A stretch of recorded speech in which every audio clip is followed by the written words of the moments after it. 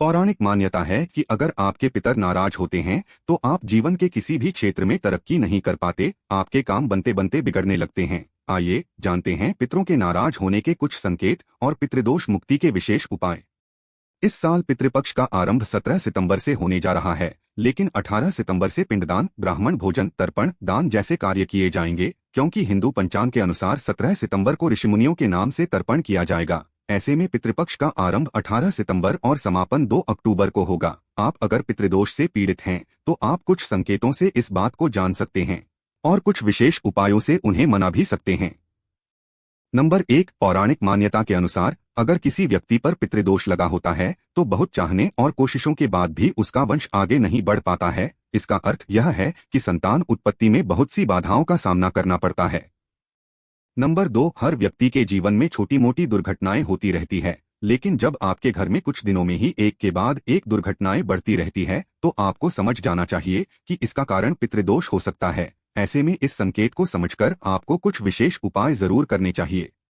Number 3, हर व्यक्ति कामयाबी पाने के लिए मेहनत करता है, लेकिन मेहनत करने के बावजूद जब आपको तरक्की न मिले या फिर आपके काम में बार बार बाधाएं आने लगे तो यह भी पितृदोष का एक संकेत माना जाता है। आपको पितरों को शांत करने के लिए कुछ विशेष उपाय करने चाहिए।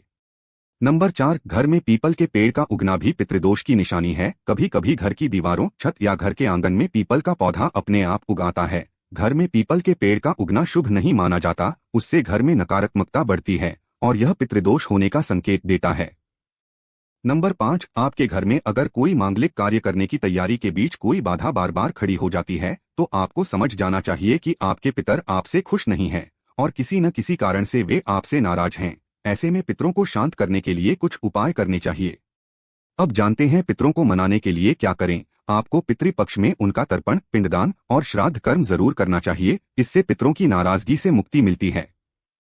पितरों की शांति के लिए उनके नाम का भोजन, जल जरूर निकालें। भोजन अलग से निकालकर पितरों का आह्वान करके उन्हें चढ़ा दें। पितरों की तस्वीरों का रखरखाव भी आपको अच्छी तरह से करना चाहिए। पितृपक्ष ही नहीं बल्कि रोजाना आपको पितरों की तस्वीर को साफ करके इस पर फूल माला चढ़ानी चाहिए।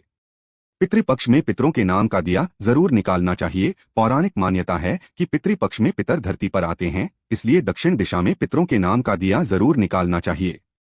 पूजा हवन या मांगलिक कार्यों में भगवान के साथ पितरों की पूजा भी जरूर करनी चाहिए, इससे पितृदोष शांत होता है।